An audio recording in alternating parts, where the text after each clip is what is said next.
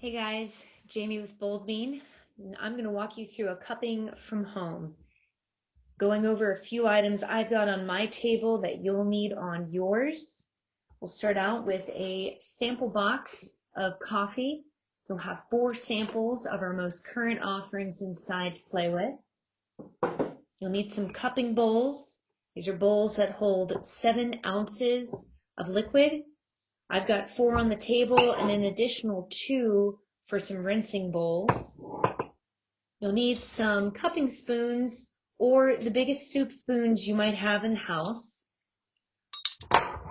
You'll need a scale to measure out 12 grams of coffee that we're going to grind on pour over grind or something just a little bit more coarse. And you'll need your timer to keep 4 minutes on for when we steep our coffees with the water. The water you'll need is going to be hot water just off the boil, so keep it ready and on standby. Why do we cup? It's something we do at the farm. It's something that we do in the cupping lab to quality control every week the roasts that we provide you. And it's something you can do to learn a little bit more about the flavors that each of our coffees has to offer.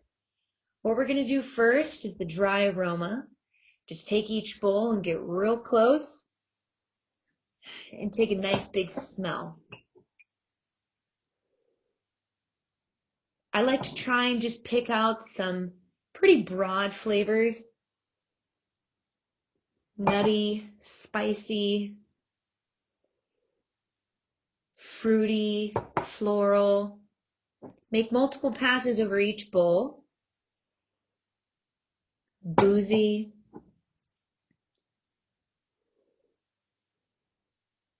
Earthy.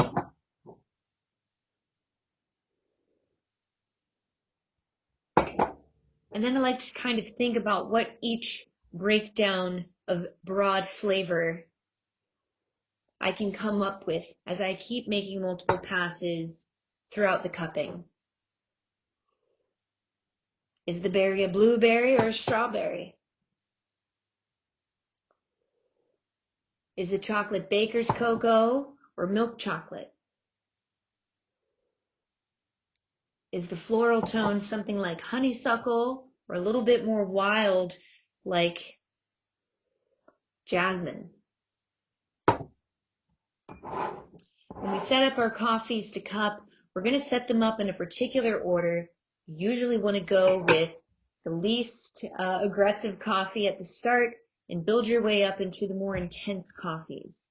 If you want to think of it like Brazil's, Central and South Americans, very easygoing coffees to start with. And then at the other end of the table, you'll have those bigger coffees with more complex acidities like Ethiopians and Kenyans. If you ever need help, you can just leave us a note in the notes section after purchasing your sample box, and we'll be happy to help you out with that. Let's go ahead and drop some water on these bowls. Cue your timer up to 4 minutes. And once we apply the water to the first bowl, we're going to start our timer.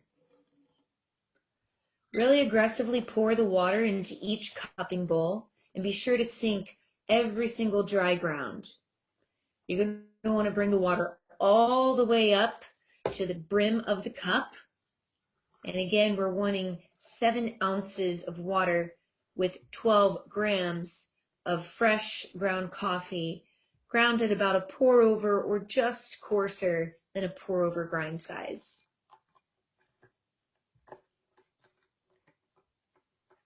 When we apply hot water with fresh ground coffee, we start to open up that coffee, and we're going to pick up some more nuances we weren't quite able to put our finger on the dry aroma.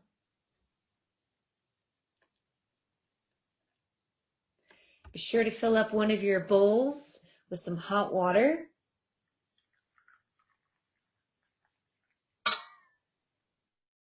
And I like to go ahead and put my cupping spoon into the hot water just to get it prepped.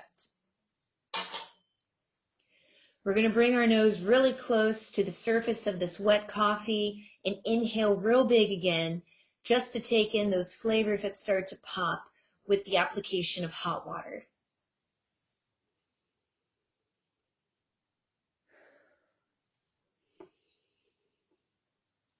A little bit more of a sweet acidity starts to pop out. A little bit more wild fruit flavor like mango and pineapple. And a little heavier hit of those warm spices that make you think of baking. Vanilla, brown sugar. The floral tones really come out as well. If anything, they soften up a little bit to be a little bit more, again, like that jasmine kind of wild floral tone, or a bouquet of flowers. You really keep getting multiple passes over these coffees and picking up more and more nuances. So don't stop with one hit. Keep going over the bowls, making note of each new flavor that you start to draw.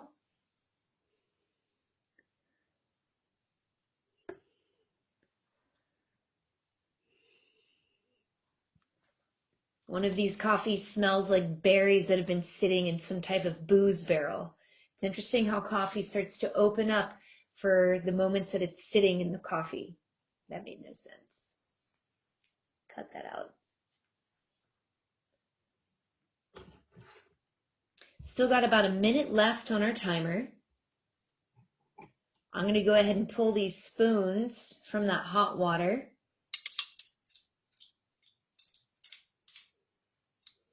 And I'm going to break the crust. What we're going to do when we break the crust is just take the back of our spoon, get our nose real close to the surface, and push back that froth that's just there at the top. We're going to get a nice waft of steam that we want to take in to yet again pick up any nuances that we didn't on that dry and wet aroma. Go ahead and get your nose super close, almost like you're going to dip it in, but don't. And be sure to rinse your spoon in between each cupping bowl.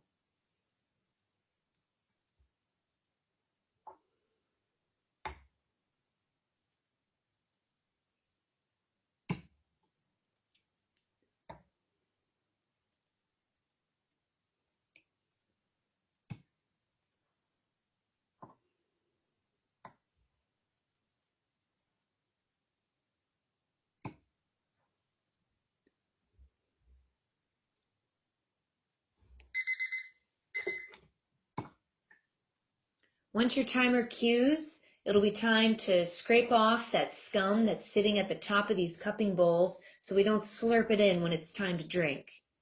Go ahead and grab those bowls that you've got to the side, your extra spoon, and we're just going to scrape off that surface layer on each bowl. If you want to think about starting with your spoons together, and then as you pull forward, pull them apart ever so slight, you should be able to relatively easy scrape away that scum and just discard it in the side bowl.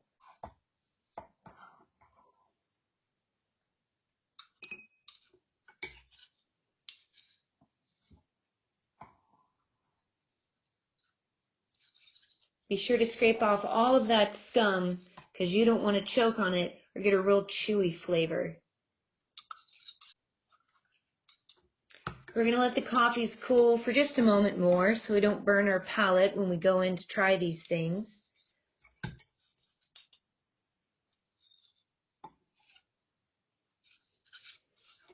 Now's a great time to freshen up your rinse water if you need to.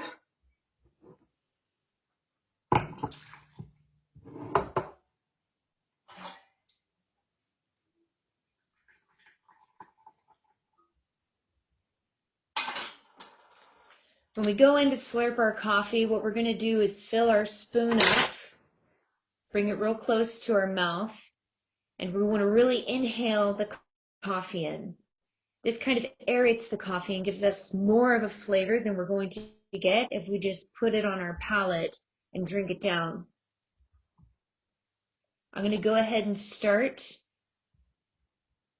Fill my spoon, bring it to my lips, and just slurp it in. If you feel more comfortable slurping real rude, go ahead and do that. The more noise, the better. Take your time. It's all about tasting the coffee and enjoying yourself.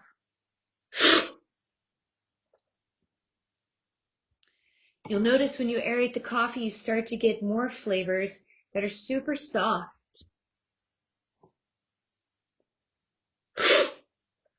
You can start to pick apart what flavors you're tasting, get a little bit more refined with your adjectives. This one tastes sweet and juicy, a lot like an apple.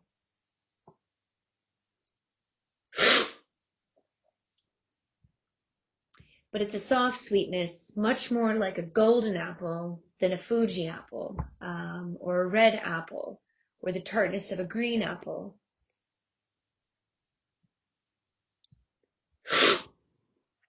Be sure to rinse your spoon in between each bowl. Some things we're looking for are cleanliness, sweetness, complexities.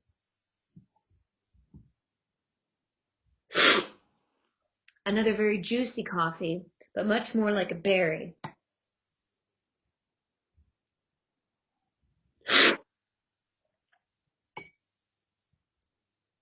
Has a nice floral component like honeysuckle.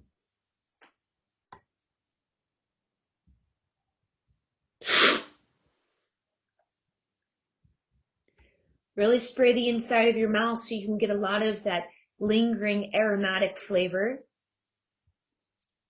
Very refreshing, very clean. This is one of our Kenyans, which I've really started appreciating for how refreshing they are.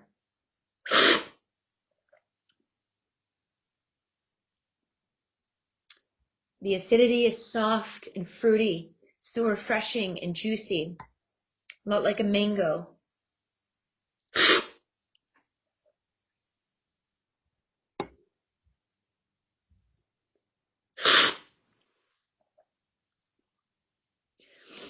This last coffee I have is a very wild coffee, and it's because of its processing.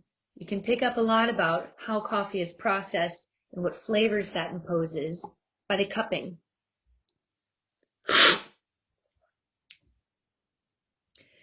This processing involves fermentation, so the coffee has a very fruity feature with a very sparkling acidity.